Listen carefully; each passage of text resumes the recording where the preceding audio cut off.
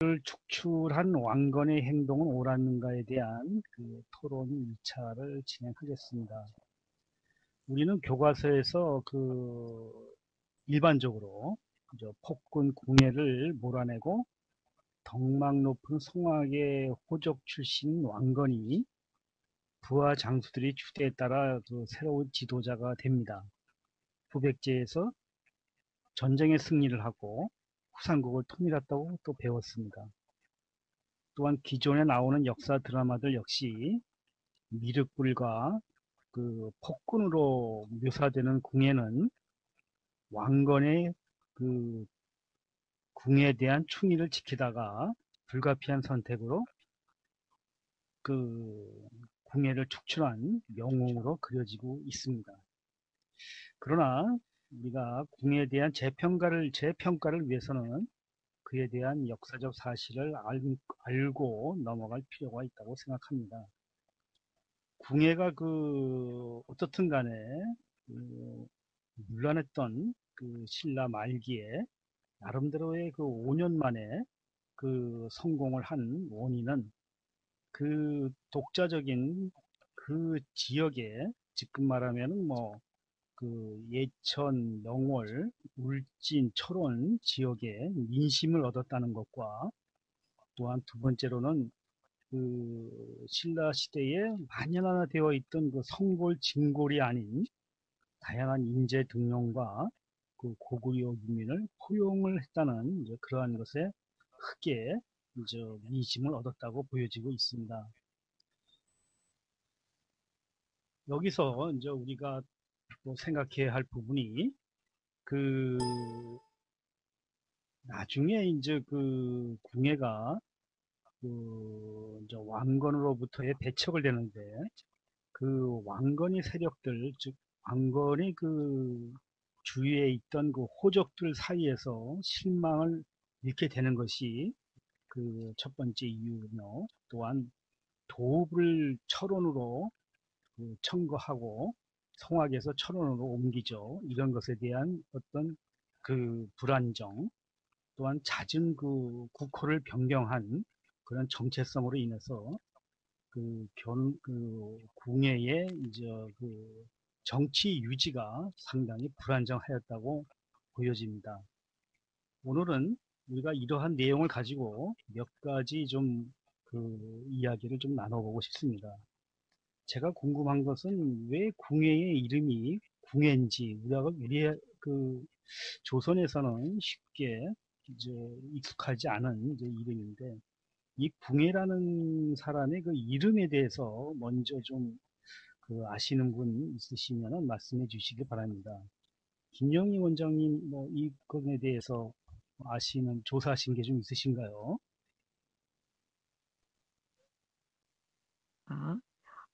궁예의 이름에 대해서는 삼국사기의 궁예전에서 이렇게 나옵니다. 궁예는 신라 사람이요, 성은 김씨다. 이렇게 나오거든요. 그리고 이제 아버지는 헌안왕 의정이요, 어머니는 헌안왕의 후궁이라고 하나, 성명은 전하지 않는다. 혹은 48대 임금이 경문왕 응영의 아들이라고도 한다라고 기록되어 있고요. 그러면 이제 김씨니까 김궁예가 되나요? 근데 이제 또 한편으로는 어떤 이야기가 또 주장이 되고 있냐 하면은, 궁예는 본래 이름이 아니고 문자로서 궁과 예의 합성으로서 활을 잘 쏘는 사람이다. 옛날에 고구려에 보면은 우리 고구려를 건국한 주몽도 고구려어로 활을 잘 쏘는 사람이라고 하지요. 그것처럼 이 궁과 예의 합성으로서 활을 잘 쏘는 사람이라고 하면서 그 주문과 같은 의미이기 때문에 이 궁예는 고구려계라는, 또 한편으로는 궁예의 궁은 크다라는 의미로 보는 주장이 있고요. 그 크다라는 그 큰 자가 근으로 변화가 되고 그 다음에 다시 그것이 궁으로 이렇게 그 변화된 것으로 보아서, 그리고 이것은 이제 백제 시대 때 우리가 근초고왕, 그 다음에 근구수왕이 있죠. 그 앞에 붙은 근이 크다는 뜻이거든요. 그것과 비슷한 의미로 주장을 하고 있고요. 그리고 또 이제 궁예의 예는 그 아이를 나타내는 애를 음사한 것으로 보고 있지요. 그래서 이것도 있고, 또 흥미로운 거는 그 신채호, 그러니까 단재 신채호 선생이 소설을 썼는데 그 일목대왕의 철퇴라는 그런 소설을 썼습니다. 그 이제 궁예가 주인공인 소설인데 그 안에서는 그 궁예를 장보고의 후손으로 묘사가 되어 있습니다. 장보고의 본래 이름이 궁복이거든요. 그래서 궁복인데 그 궁씨가 곰씨로 변하고 그 곰씨는 고구려를 뜻하는 가오리라는 뜻이랍니다. 그래서 그 가오리의 후손을 가리키기 때문에 단재 신채호 선생도 역시 궁예를 고구려의 후손이라고 묘사를 하고 있는 것을 보면 우리가 그 사료에 나와 있는 정확한 궁예의 그런 이름은 정확하게 전해지지는 않는 것 같습니다. 네. 일단 그 신원이 좀 불분명한 사람이었다고 좀 보여지네요. 어쩌면 또 그런 분이 이제 그런 여러 가지 설이 많은 걸 보아서 많은 그 서민들하고 그런 신뢰 관계를 가졌다고 봐요. 상당히 많은 이제 그 뭐 여러 가지의 이제 고초를 겪고 그런 가운데에서 어떤 그 귀족의 자제로 나온 것도 아니고 어떤 뒷 배경이 있었던 것도 아니고 상당히 그 서민 친화적인 그런 지도자가 아니었는가 생각이 듭니다. 근데 그때 당시에 그 중국의 상황은 좀 어땠었습니까? 저 김영희 원장님. 아, 예. 우리가 중국의 이제 이 후삼국 시대가 이제 892년에 견훤이 완산주를 중심으로 해서 후백제를 건국한 시점부터 936년 고려가 이제 고려 왕건이 발해 유민까지를 받아들여서 이 한반도를 통일하는 이 시점까지를 우리는 이제 후삼국 시대라고 본다면 9세기에서 10세기에 이르는 시기가 되겠죠. 그러면 그때는 이 골품제를 기반으로 하는 이제 그 신라 그 고대 국가가 붕괴가 되고 그 속에서 이제 호족 출신인 왕건이 나타나서 이제 고려를 세우죠. 그래서 그 고려는 점차 봉건적인 귀족 국가로 확립되는 그런 시기가 됩니다. 그래서 근데 동시에 중국에서도 당이 망하고 5대라는 혼란기가, 그러니까 5대 식국이 나타나죠. 그 혼란기가 송에 의해서 수습이 되고 통일되는 그러한 시점에 있습니다. 그래서 당은 907년에 멸망을 하게 되고요. 송은 이 960년에 송이 건국이 되니까 그 사이에 우리 후삼국 시대가 열리게 되는 거지요. 네. 그렇다면 이제 그 중국과 이제 그런 그 대륙의 그 어떤 외세의 영향이 좀 적었던 시기였다고 좀 보여지는군요. 예, 그래서 우리 이제 우리 조선에서, 아니, 조선이라 우리 반도 쪽에서 이제 그러한 나름대로 자주성 있는 그 독립투쟁들 서로를 할 수 있지 않았는가 생각이 듭니다. 음, 어쨌든 오늘의 그 궁예를 축출한 왕건의 행동, 어떻게 보면 하극상 문제이기도 한데, 우리 김성숙 선생님 어떻게 생각하시는지 한번 좀 말씀 좀 부탁드려 볼까요? 네, 제가 그 왕건과 궁예에 대해서 이렇게 조사를 하면서 그, 그 왕건에 대한 어떤 행동의 뭐 긍정적인 측면과 부정적인 측면에 대해서 얘기하기 앞서서요. 그 역사의 그 기록에 대해서 잠시 하다 보면 그 역사 기록 중에 이제 나라가 건국이 되고 새로운 왕이 탄생이 될 때마다 어떤 신비로운 상황이나 그럴 수밖에 없는 그런 이유들이 기록이 되더라고요. 그건 건국의 정당성을 내세우면서 어떤 민심을 얻기 위한 하나의 방법이 아니었을까라는 생각이 들었고요. 백성이 있어야 왕이 있고 또 왕이 있음으로 해서 백성과 왕이 있음으로 해서 또 국가가 있는 것은 누구나 다 알고 있는 것인데요. 그 왕건의 기록 그 고려사의 기록이 어떤 승자의 입장에서 쓰여졌다고 하는 그런 내용들이 있더라고요. 근데 이제 그것이 이제 주관적인 관점에서 쓰여졌다는 건데 주관적인 관점인지 아니면 객관적인 관점인지 쓰여진 것은 그 시대를 살아서 직접 경험한 사람이 아니고서는 정확한 진실을 알기는 좀 어려운 것 같고요. 또 그 시대에 살았다고 해서 어떤 그런 변수나 그 관점에 따라서 조금 다 다르게 볼 수 있는 것 같습니다. 근데 일단은 제가 조사한 기본적인 이제 우리가 알고 있는 기본적인 이제 궁에 관련된 내용이나 아니면 왕건에 대한 그 내용을 가지고 한번 저는 이제 제 입장에서 한번 생각을 해봤는데요. 궁예를 한번 알아봤는데 궁예는 이제 처음에는 어떤 불교 사상을 바탕으로 해서 민심을 안정시키고 전제 정권을 이제 강화시켰습니다. 그런데 하지만 이제 궁예가 이제 그 땅을 넓혀가면서 영토를 확장해 가면서 이제 그 백성들에게 이제 조세를 과하게 하고 약간 사치스러워지면서 민심을 잃게 되었고 또 본인이 이제 미륵이라고 하면서 이제 관심법이라는 술법을 사용해서 이제 무고한 관리들을 이제 많은 사람들이 이제 죽이게 됩니다.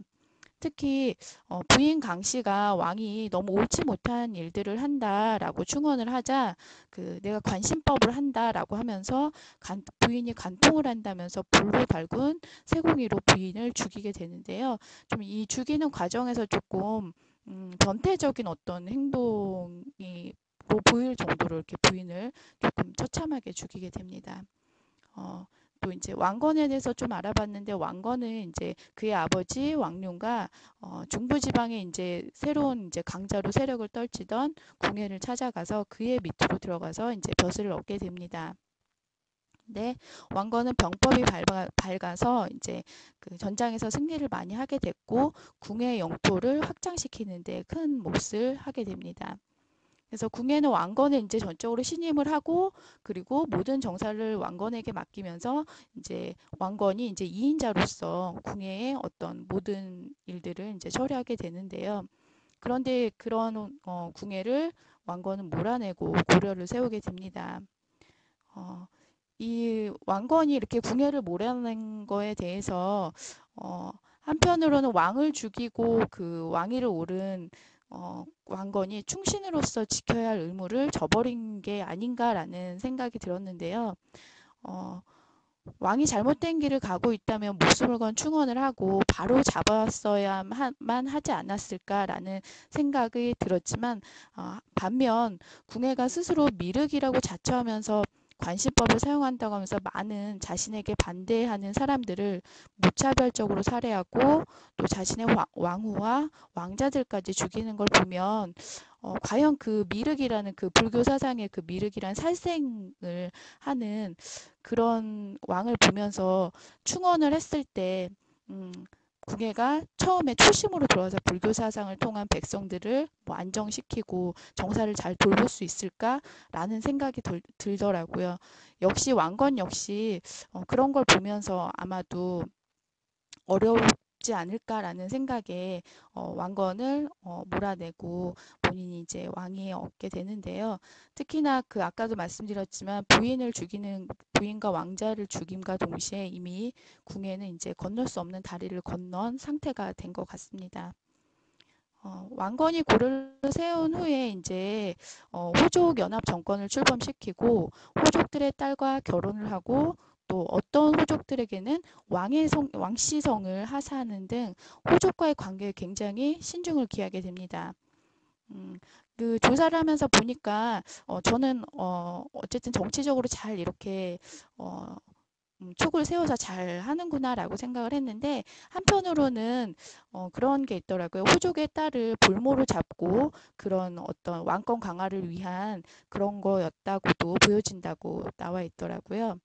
음, 이제 그 제가 보는 관점에서는 왕건이 그렇게 호족과 어떤 이렇게 신중을 기한 것은 그 궁예가 그 호족들과 굉장히 마찰로 인해서 어떤 참담한 결과를 봐왔기 때문에 호족들의 어떤 심리를 깨려고 했었고 또 본인 자신이 호족 출신이었기 때문에 호족들의 심리를 굉장히 잘 알았던 것 같습니다.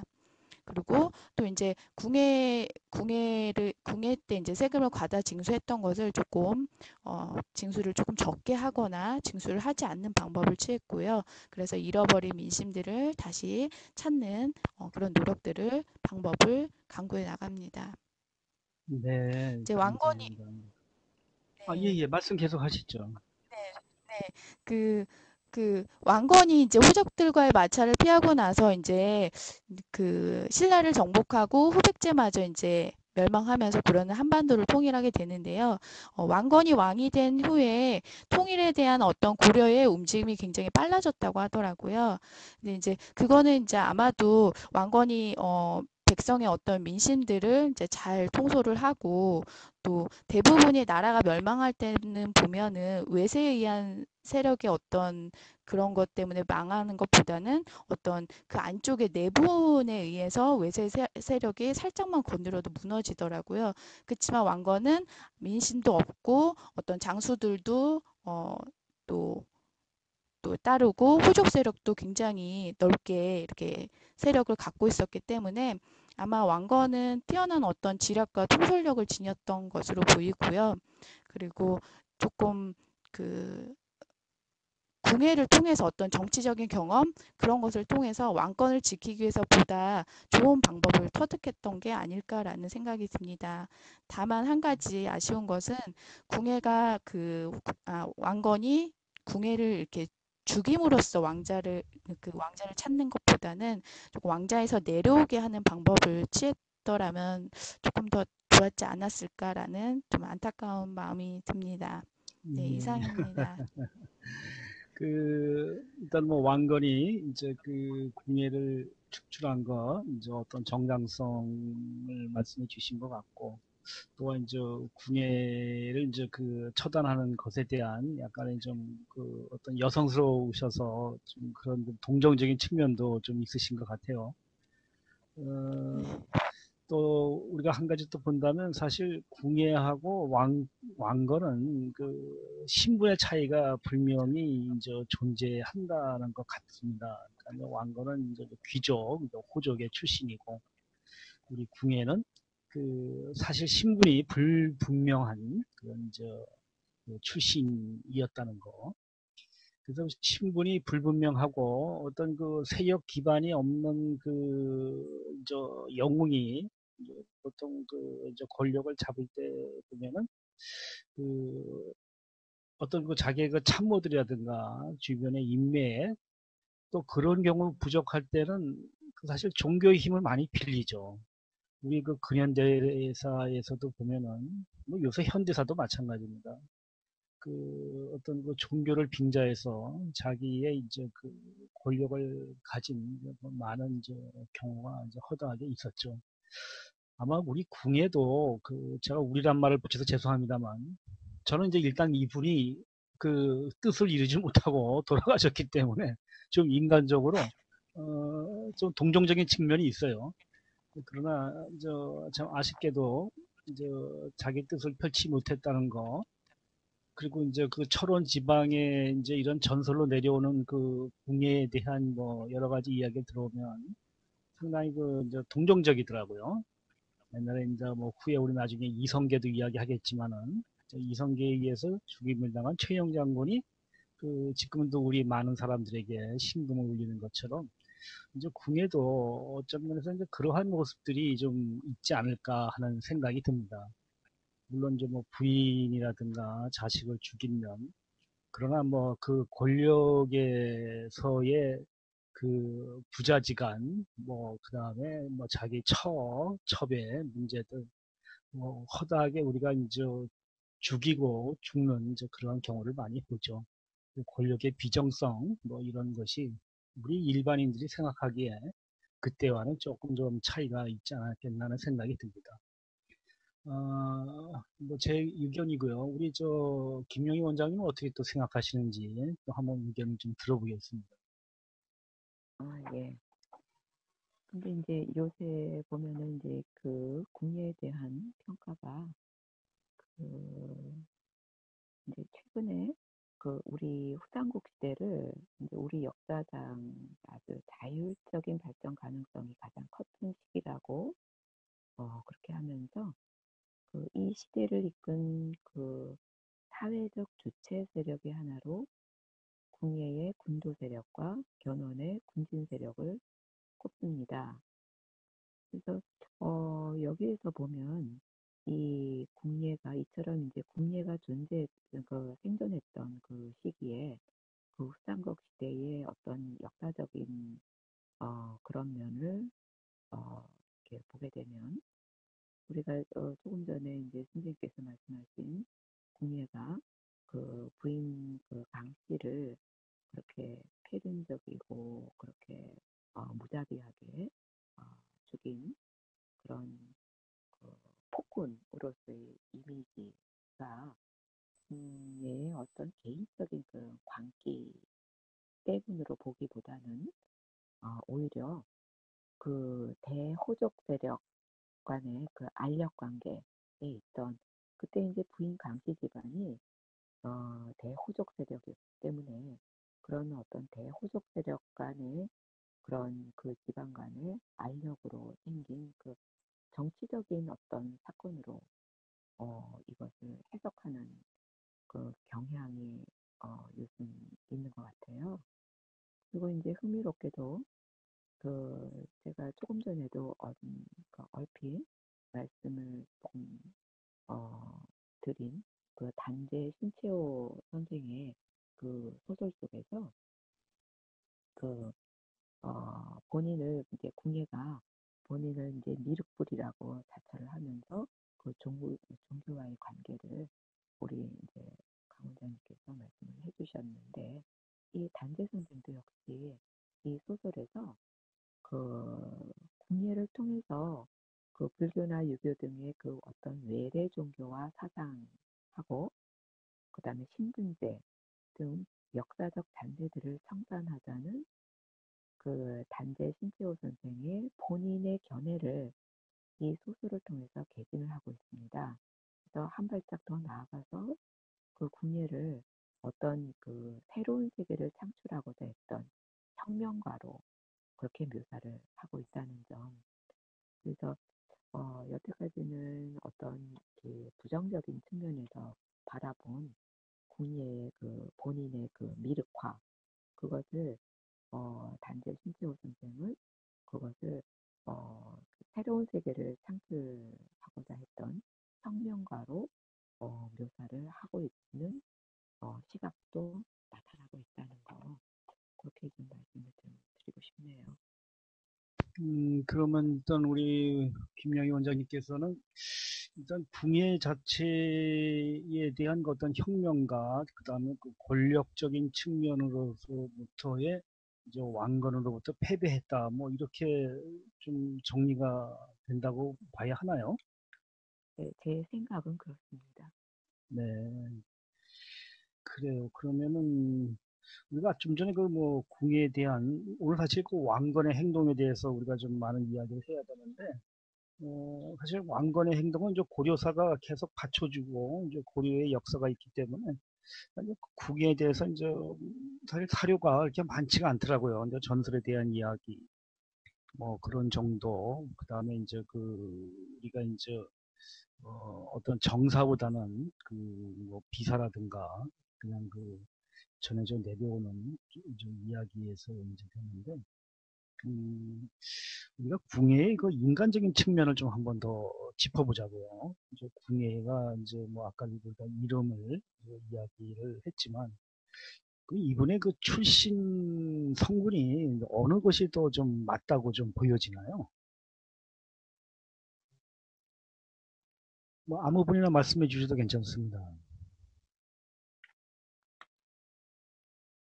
글쎄요, 너무 자료가 없기 때문에 일단 우리가 이제 실증론을 받아들이는 그 역사학자들은 그 자료를 근거로 하기 때문에 삼국사기나 고려사에는 그 궁예를 그 신라 왕족의 그런 출신으로 이렇게 써 있기 때문에 그렇게 볼 수밖에 없는 것 같아요. 네. 하긴 그 드라마에서도 보면은 궁예가 이제 그 어떤 신라의 그 뭐 권력 싸움에 그 뭐 왕자인데 그 어떻게 뭐 그 유모의 손에 도망가다가 이제 그 눈을 잃는 이제 그러한 것이 제가 이제 본 기억이 나는데 뭐 어떻든 뭐 이분이 그 신라의 뭐 왕족인지 뭐 아니면 또 다른 또 뭐 고려의 후손인지 그건 또 후에 또 좋은 그 사료가 발견이 되어서 좀 뭐 알았으면 좋겠고요. 그 다음에 이 궁예가 그때 도읍을 이제 철원으로 옮기고 뭐 여러 가지로 뭐 이렇게 이제 해서 그 유적을 이제 뭐 조사하시는 분들이 계시더라고요. 근데 지금 이 궁예의 도읍이 이게 DMZ에 다 이게 묻혀 있어서 사실 이게 발굴이 많이 어렵다고 합니다. 그래서 아마 이런 것도 우리가 궁예를 다시 한번 이제 알아가는 데도 좀 그 어려운 면이 아닌가 이제 하는 생각이 들고요. 그다음에 이제 이제 왕건의 우리가 이제 궁예를 축출하고 나서 이제 훈요 10조를 한번 제가 좀 읽어봤습니다. 음, 물론 이게 좀 늦게 이제 발표가 되는 뭐 여러 가지 또 미스터리가 좀 있더라고요. 이거에 대해서 뭐 우리 저 원장님 뭐 하실 좀 의견이 좀 있으시면 좀 말씀해 주시겠어요?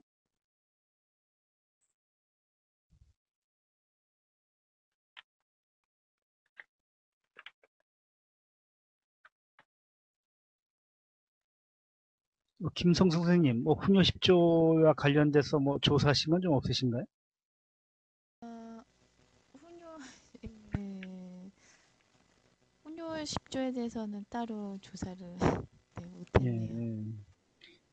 이제 제가 그 훈요 10조를 좀 읽어보니까, 뭐, 그걸 뭐 자기국 후손 왕들에게 이제 비밀리에 전해져 내려오는 이제 통치 전략이 뭐 10계명이다. 이렇게 이제 뭐 말씀들 하시더라고요.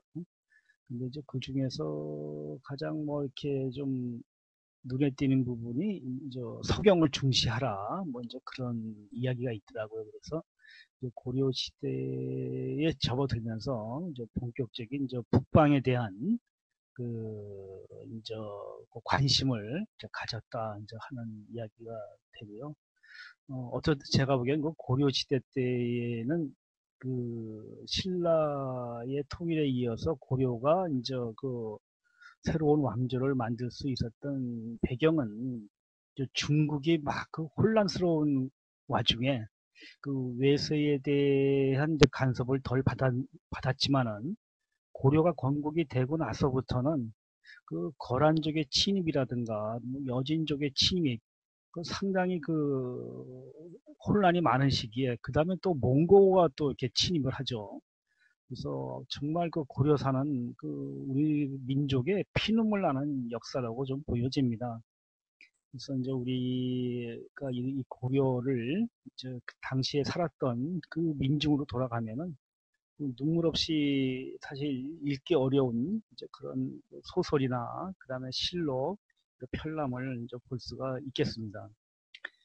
일단 고려라는 이제 국호가 이제 고구려를 이제 계승 이제 한다는 의미였고 그를 위해서 이제 고구려 유민 이제 고려가 생기고 나서 얼마 되지 않아서 이제 발해가 멸망을 하고 그 발해의 유민들이 이제 고구려로 많이 이제 고려로 많이 이제 흘러 들어오죠. 그래서 이제 그 고려가 나름대로 이제 그 통일을 이제 하게 된 그런 정통성을 이제 이어받았다고 이제 생각이 들지만은 어떻든 간에 그 궁예의 그 인간적인 측면, 그다음에 그 당시에 그 호족에 대한 권력적인 측면, 상당히 우리가 많은 이제 농민의 난이라든가 이제 백성들이 저항하는 이제 그러한 것을 보지만은 역시 사실 이제 그러한 어떤 세력이나 그런 배경이 없이는 이 새로운 이제 정치 세력을 만드는 것은 쉬운 게 아니다 하는 이제 그런 저는 느낌을 받습니다. 이제 오늘은 이제 여기서 좀 우리가 좀 마무리를 좀 해야 되겠는데요. 그 원장님 뭐 마무리를 하면서 뭐 조금 좀 뭐 더 첨부시켜서 하고 싶은 말씀 있으신가요?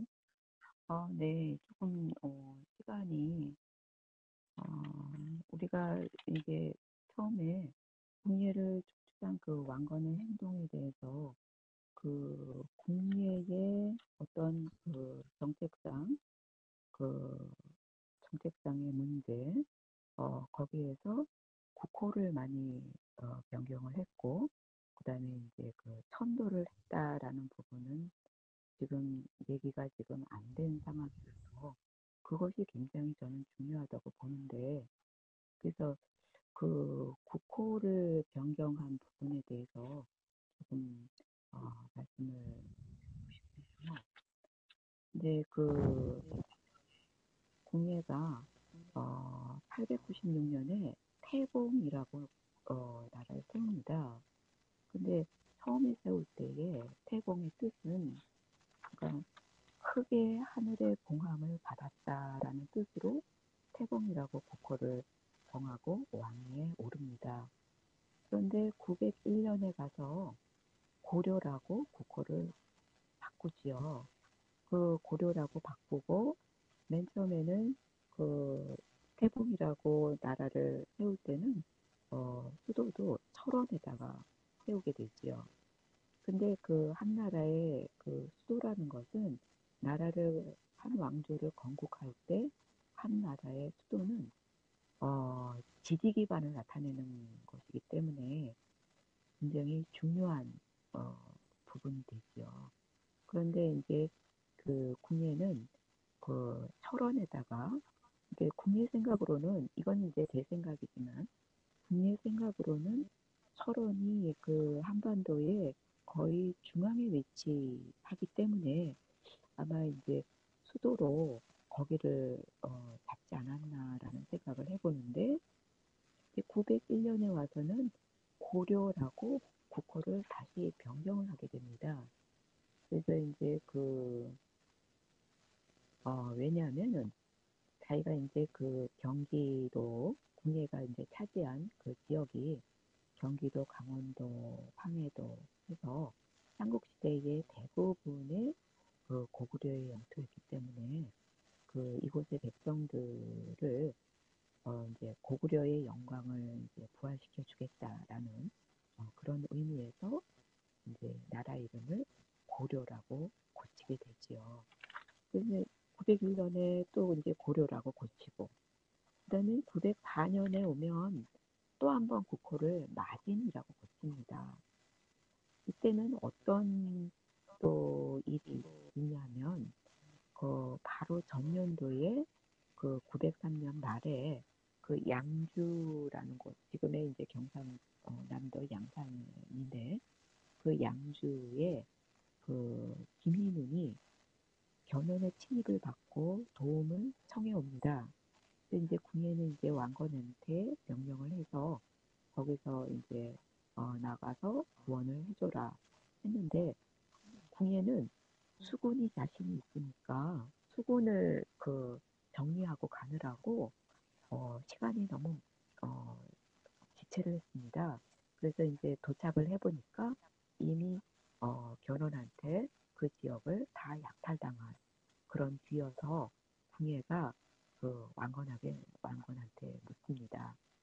그래서 신라를 어떻게 하면 다 차지할 수 있는지 왕건한테 물으니까 왕건이 대답하기를 그 당시에 이제 옛날에 중국의 그 전환시대 때 그 능읍 삼인책이라는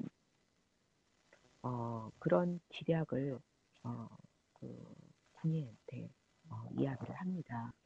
그게 뭐냐면 그 영토를 넓히기 위해서는 어, 왕건은 주로 이제 그 수군을 이용을 했는데 수륙 양면 작전을 써야 하고 수군 작전만으로는 후백제를 당해낼 수가 없다. 그 신라의 오소경 가운데 하나인 그 서원경, 지금의 청주지요. 그 서원경 지역은 예전에 백제장이었으니까 후백제로 넘어갈 가능성이 많다고 봤습니다. 그래서 그 저기 궁예한테 설원을 도읍으로 옮기시려거든 청주인들을 그곳에 산인시켜서 그 일부 세력을 그 관계에 등용시켜서 협조 세력을 얻게 하고 또 지역민들은 떨어져 살게 되니까 만약에 그 이제 그 지역민들이 후백제에 붙는 경우 왕경의 친척들을 해야겠다고 협박을 할 수가 있으니 감히 청주 세력을 후백제에 붙지 못하게 할 것이므로 변경이 안정될 것입니다라고 그 왕건의 지략을 그 궁예한테 이야기를 합니다. 그래서 이제 궁예가 이제 그런 그러니까 청주민들의 삼인 정책도 쓰고요. 그다음에 자기 출신상의 그 한계 탓으로 고려는 그 고려라는 국호는 마음에 들지 않아서 904년에 국호를 또 마진으로 어, 변경을 하게 되는 그런 일이 일어나게 됐죠.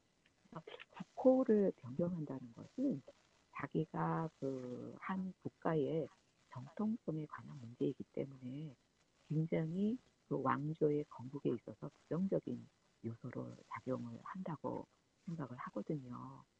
그래서 아마 이렇게 국내에 이런 국효, 그 잦은 국호의 변경을 그 왕건이 그, 그 국예를 축출하는데 하나의 명분을 주지 않았나 그런 생각을 해봅니다.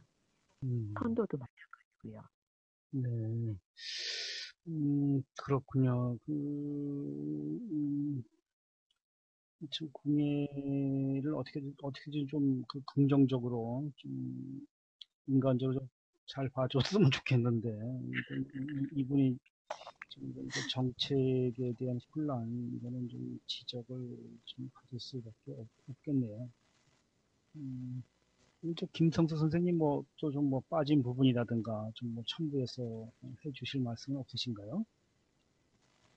네, 저도 이제 조사하면서 기본적인 이제 어떤 자료를 하면서 이제 궁에 대해서보다는 이제 왕건에 대해서 조금 조사를 더 많이 했고요.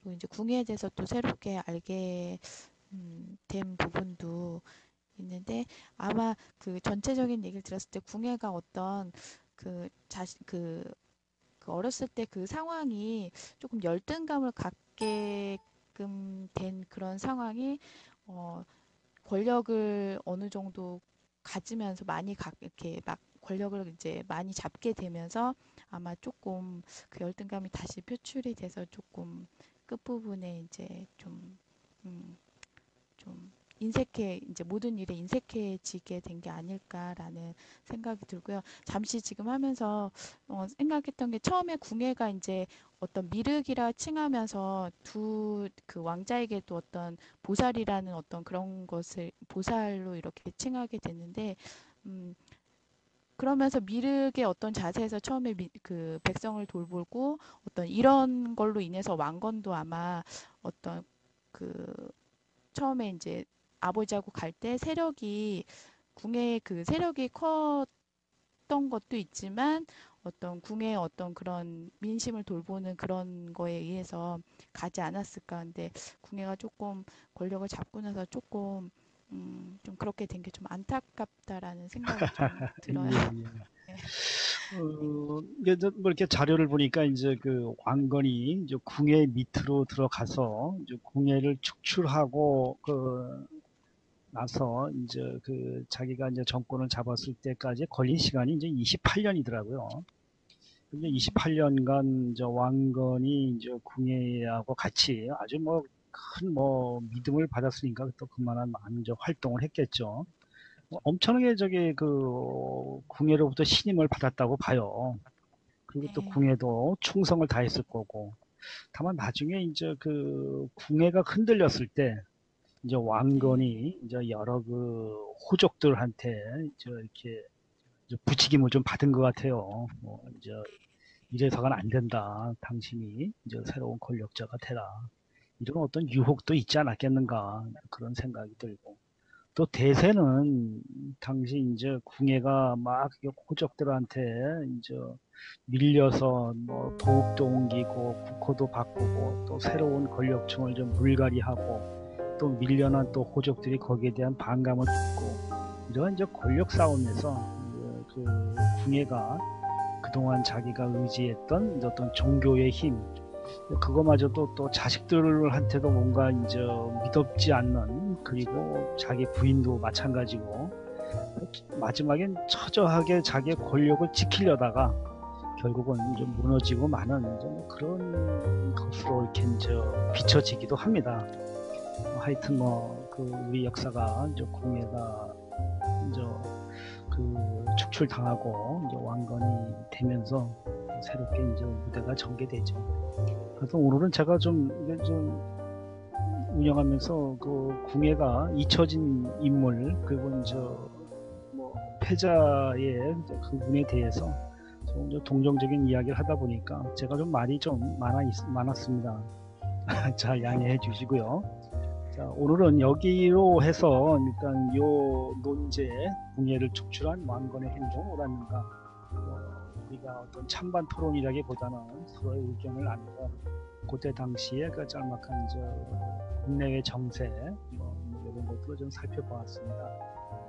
선생님 다음 우리 또 3차 토론 준비도 좀 부탁드리고요. 오늘 감사합니다. 네. 아, 제가 감사합니다. 아, 편안하게